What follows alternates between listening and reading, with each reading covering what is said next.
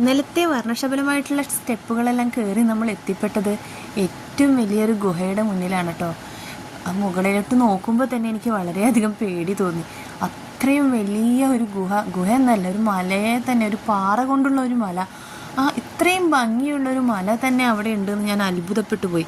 ഇതൊരു പാറയാണ് ഈ നിൽക്കുന്നത്, ആ പാറയുടെ ഉള്ളിലാണ് ഈ ക്ഷേത്രം ഉള്ളതെന്നൊക്കെ പറയുമ്പോൾ നമ്മൾക്ക് വളരെയധികം അത്ഭുതപ്പെട്ടു പോകും കേട്ടോ.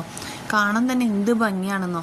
അതിൻ്റെ കവാടമാണ് നമ്മൾ ഈ കാണുന്നത്. രണ്ട് സൈഡിലായിട്ട് കടകളും അതിൻ്റെ സൈഡിലൊക്കെ ആയിട്ട് പണിത് വെച്ചിട്ടുള്ള ഓരോ ചെറുതായിട്ടുള്ള ഓരോ സ്തൂപങ്ങളും ഒക്കെ കാണാനായിട്ട് നല്ല ഭംഗിയുണ്ട്. അതിൻ്റെ എൻട്രൻസിലൂടെയാണ് ഇപ്പോൾ നമ്മൾ കടന്നു പോയിക്കൊണ്ടിരിക്കുന്നത്.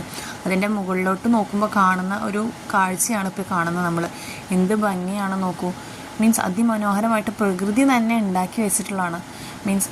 അത് ആരും കൊത്തുപണി ചെയ്തതോ അല്ലെങ്കിൽ ആരും നിർമ്മിച്ചതോ ഒന്നുമല്ല, പ്രകൃതി തന്നെ നിർമ്മിതമായിട്ടുള്ള ഒരു കാര്യമാണ് നമ്മൾ കാണുന്നത്.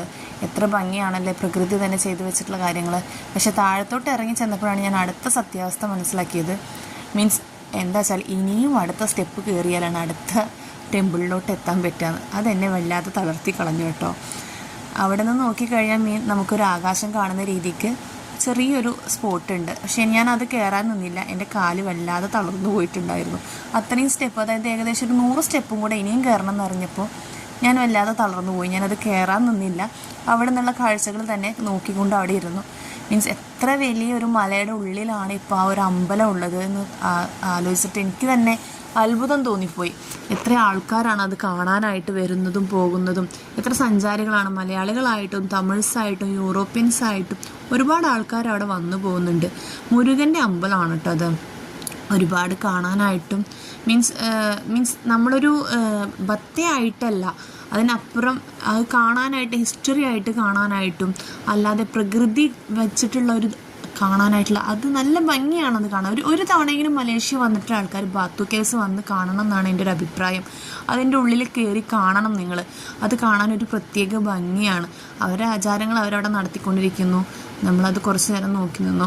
അതിലൂടെ കുറേ ആൾക്കാർ നടന്നു പോകുന്നുണ്ട്, അവർ കാര്യങ്ങളായിട്ട് ചെയ്തു പോകുന്നുണ്ട്. അതൊക്കെ കുറച്ച് നേരം ഞാൻ നോക്കി നിന്നു കേട്ടോ.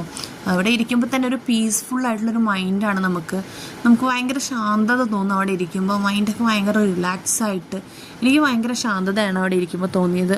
ഇതിനോട് ചേർന്നിട്ട് തന്നെ ചെറിയ ചെറിയ കുഞ്ഞമ്പലങ്ങളും ഉണ്ട് കേട്ടോ. അതെന്തിനെയാണെന്ന് എനിക്ക് മനസ്സിലായില്ല. പക്ഷേ ഇവിടെ മെയിനായിട്ട് ആരാധിക്കുന്നത് മുരുകനെയാണ്. അവിടെ കുഞ്ഞു അമ്പലം ഉള്ളത് എന്തിനാണെന്ന് എനിക്ക് മനസ്സിലായില്ല. ഞാൻ ചോദിച്ചപ്പോൾ എനിക്ക് ആരോടും ചോദിച്ചപ്പോൾ വ്യക്തമായിട്ട് മനസ്സിലാക്കാൻ സാധിച്ചില്ല. പക്ഷെ അവിടുന്ന് ഞാൻ നേരെ നടന്നു പോയത്. പിന്നെ അവിടെ ചെറിയ ചെറിയ മ്യൂസിയങ്ങളുണ്ട്, ഇതിനെക്കുറിച്ചിട്ടും ഒക്കെ പറയുന്ന